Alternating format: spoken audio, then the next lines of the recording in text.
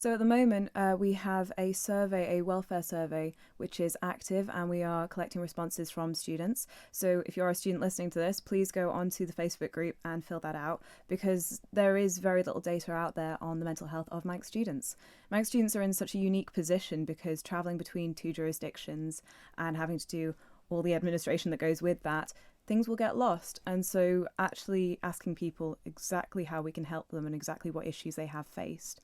We hope to be able to work with charities. At the moment, we're working with King. We're talking with our Listen, and we hope to be able to work with government to develop the services that students want and need.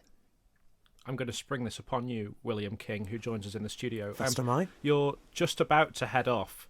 How does it feel? Are you nervous? I am not that nervous, to be honest. It's interesting what you were saying about York, Cat, because from a fresher, in inverted commas, point of view, they seem to have been quite good with lots of information about what the study's going to be like and all that sort of thing, and indeed some of the social side, and from the college, James House Colleges for the halls of residence, so all the stuff they're doing for Freshers Week. So in terms of how nervous I'm feeling, I would say it's quite low. I'm going at the end of this week, so perhaps that's gonna grow, perhaps. But at the minute, I would say I'm quite confident, and they've been communicating well with me. A few days to go yet. We heard Jacob saying now, who's doing physiotherapy. His is very much a practical course, as you'd expect. You're off to do music, so I would imagine there's quite a lot of in-person learning there too. Yeah, absolutely. Music's quite an interesting one because different universities have different levels of practicality. So some will be highly performance-based. York is somewhere in between. Some of it's performance, some of it's more reading and analysis and that sort of thing. So that stuff, as you can imagine, is less changed. The performance obviously will be affected by coronavirus, but we've been recording auditions rather than going in for the ensembles, so they seem to have it together. It will be interesting to see what it's actually like. As I mentioned to Jacob, how does what it's like reflect what they've said? He seemed to think it was pretty much bang on, so I'll be interested to see if that's the same in York.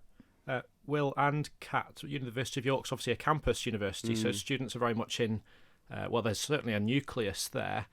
Do you think there will be a different experience for students who perhaps are going to universities that are more city-based? Yes, I definitely do. I think York being a campus and having the collegiate system, the fact that for a fresher you're in that, you've got your pastoral care is being monitored on a much smaller scale, I think it is a very good system to be going into at this time. For bigger universities, say University of Edinburgh, where you're scattered across the place, or all the London universities, it's going to be a very different story. And there are a lot of students who, even before coronavirus, did find it quite hard to make friends in those conditions, especially coming out of a small community like the Isle of Man.